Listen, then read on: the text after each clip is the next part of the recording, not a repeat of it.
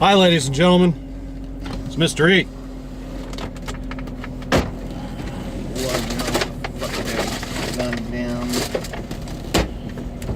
Sunglasses. Whatever. Fuck it. Let's go. Drive time. Time to rock and roll.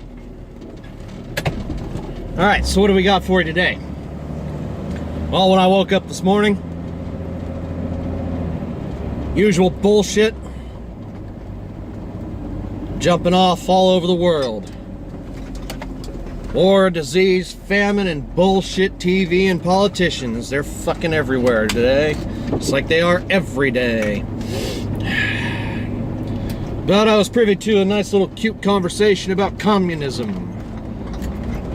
And how wonderful it is, and how some of these people love it and support it and think it's such awesomeness.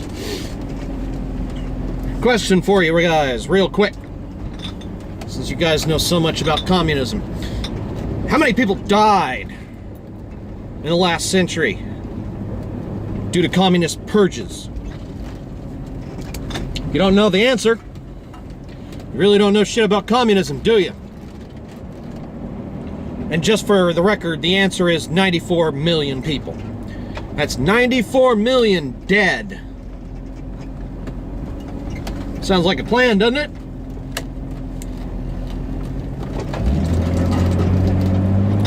That's what happens in a communist society when you no longer become, or you no longer are useful to the whole, to the collective. So they liquidate you. You're obsolete.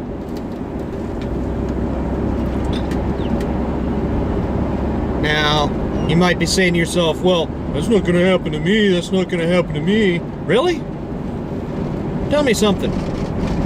When Stalin was purging, when he got into power and when he held power, tell me something. Did he purge just the low-end people, or did he purge everybody? He purged everybody, ladies and gentlemen. Everybody. Family, friends, colleagues, people that helped him rise to power, they got it too. Oh, don't get it wrong, the plebeians definitely fucking felt the wrath more than anybody else. But when the guy in charge memory holes you, because it's more convenient to do, to treat and teach you, or to treat you as expendable and to teach everybody else that you can be eliminated. Every single manner of speaking, guess what? You aren't worthy. That's why you won't survive the purge. So for all those communists out there who honestly think that communism is a wonderful fucking thing, I point you towards history. I point you towards evidence. I point you towards facts. And I ask you, if communism is so wonderful, how come it doesn't last much more than 50 years? 50 years. That's about it.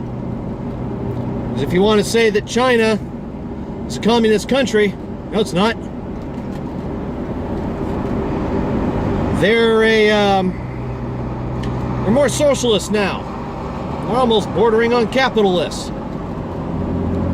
That's what happens when you have a poor society full of people who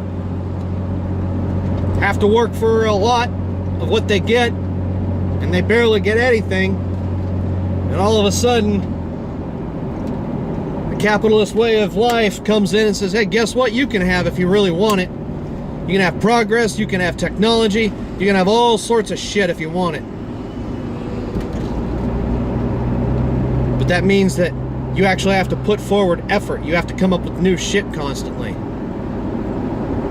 Not things that just help society, but help everybody.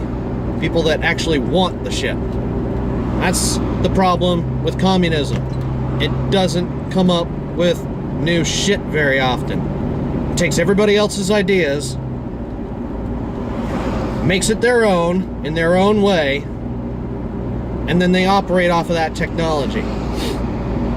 Need proof? Go look at East German cars from the 1980s, before the wall fell. And then ask yourself a question. How is it acceptable for a society to operate off of 30 and 40 and 50-year-old technology and act as if it's brand new?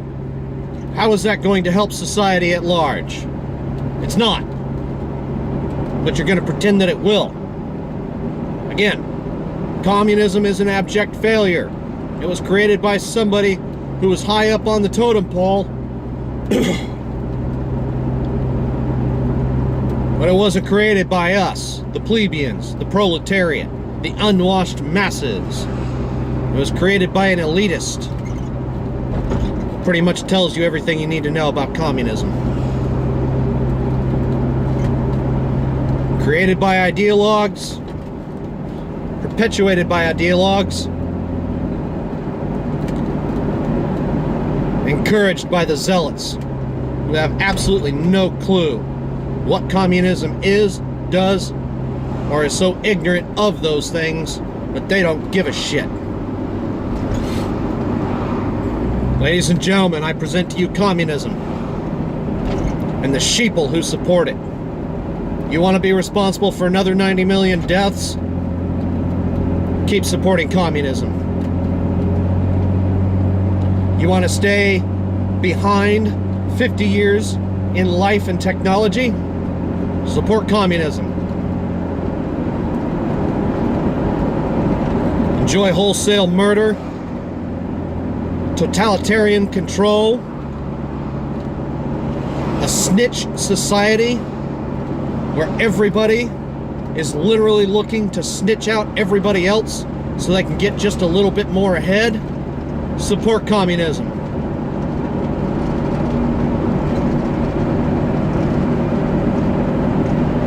Communists don't support freedom. They abhor it.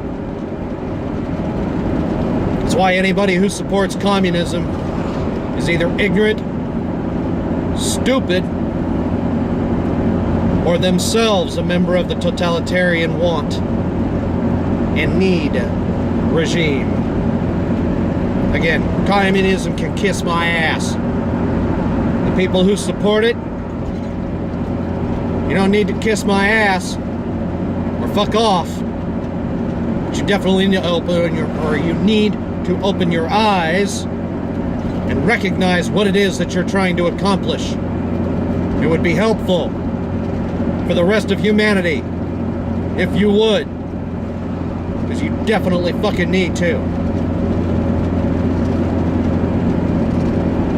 That's it for drive time on this episode. It seems like I'm a little bit annoyed with this subject. It is. You can explain people, or you can explain things to people so many times. You can tell people the truth so many times. You can present facts so many times before it finally becomes obvious that all the facts, reasoning, logic, and intelligence be damned to some of these people. All they care about is what makes them feel good. Communism makes them feel good because it's going to get them free shit, and it's going to take care of people in society. What they never understand and what they never comprehend is that by putting society under totalitarian control, you're neither freeing society nor taking care of society positively. You're doing so negatively, at the detriment of everybody and everything, with those people at the very top. Those are the people that benefit from communism. The proletariat, unwashed masses, they're the ones who get fucked. Understand that, communists. You want to get fucked? Keep supporting what you do. Maybe, hopefully, one day you'll understand. Maybe, hopefully, one day you'll actually wake up and realize what shit you're shoveling. This is drive time, ladies and gentlemen. Hope you had fun. Truth's a bitch, ain't it? Peace.